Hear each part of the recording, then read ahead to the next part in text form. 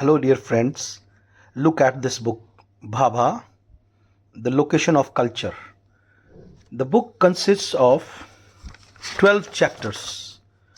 You can look at the contents itself. You can see the introduction, Location of Culture. The book is very famous in the genre, in the category of literary criticism of post-colonialism.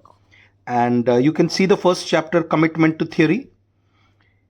Second chapter is Interrogating Identity, Frantz, Fanon, and the Post-Colonial Prerogative.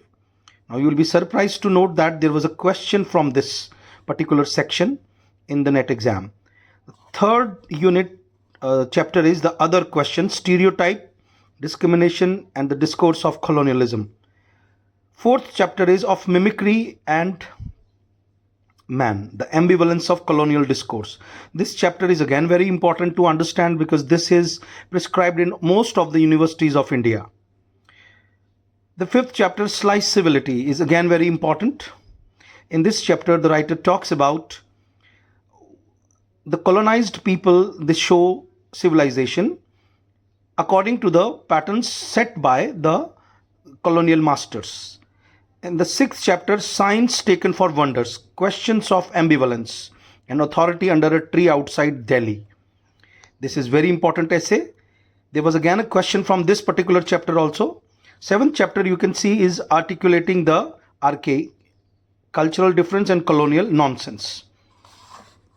Next chapter is Dissemination.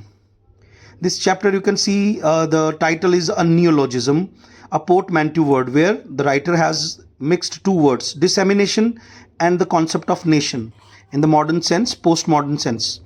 And in this chapter the writer talks about the importance of the narrative and how a particular narrative, a story, a novel is colonially and post-colonially discussing the masters and their authoritative imperialistic power. In the ninth chapter is post-colonial and the postmodern, the question of agency. Now here agency means agents, those who have set things for us, those who have created signifiers and signifieds for us, the English language. There was a question from this particular chapter also in the NET exam. 10th chapter is By Bread Alone, Signs of Violence in the Mid-19th Century. 11th chapter is How Newness Enters the World, Postmodern Space, Post-Colonial Times and the Trials of Cultural Translation. This particular chapter is important in cultural studies.